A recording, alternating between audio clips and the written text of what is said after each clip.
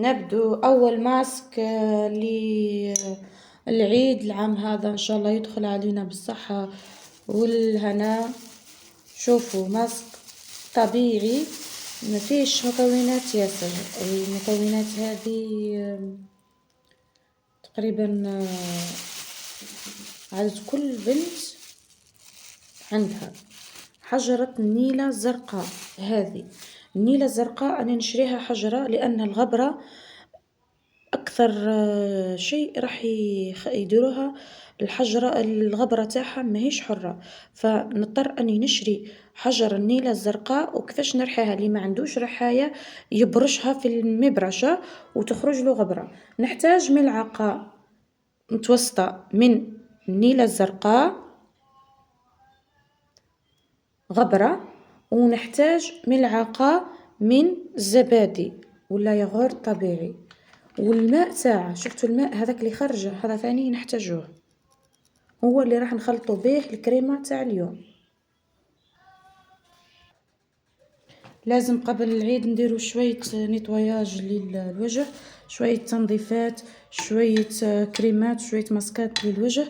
فأول حاجة بديت لكم بالماسك هذا، اللي ما عندهاش مكونات تروح تشريه. ماسك هايل.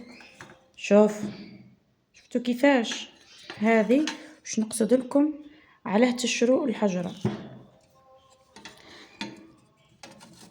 اشروا حجرة تاع نيلة والياغورت هذا الزبادي ولا ياغورت طبيعي، جبن طبيعي. هذا واش نحتاجه فقط، تقريبا ملعقة متوسطة. راح تشوفوا في الاول اللون تاعه غامق على يدي، ولكن في الغسيل يتنحى. هذه النيلة زرقاء، نيلة الصحراوية الأصلية. راح نزيدوا لها، ديروا قيس الوجه والرقبة، ملعقة زبادي والعصير تاعه،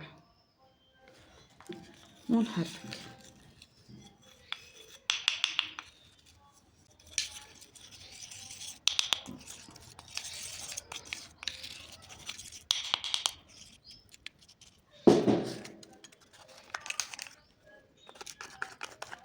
الملعقة الثانية، يعني كلها ملعقة كبيرة من جبن طبيعي ولا ياغورت طبيعي ولا زبادي. الزبادي تقدروا تستخلصوه من الحليب الرايب ولا الحليب اللي ربلكم في الثلاجة. تقدروا تخلوه نهار كامل لبرا، وراح يطلع الماء تاع الفوق وهو ينزل لتحت. صفوه واستخدموه كماسكات. هذا الخليط تاعي واجد، تاع المكونات الاثنان المفيدين جدا لبهتان البشرة، خاصة بعد شهر الصيام.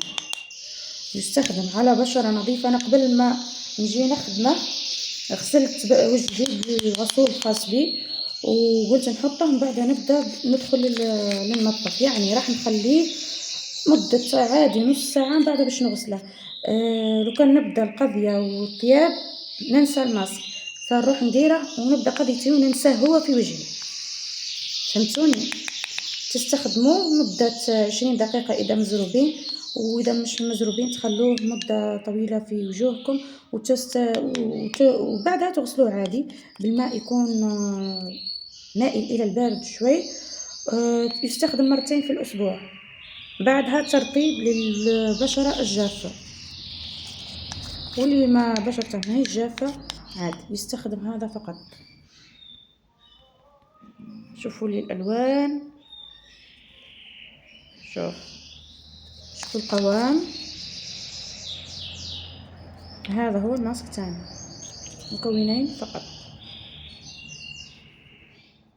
راح نعاود نشرح لكم طريقة الاستعمال.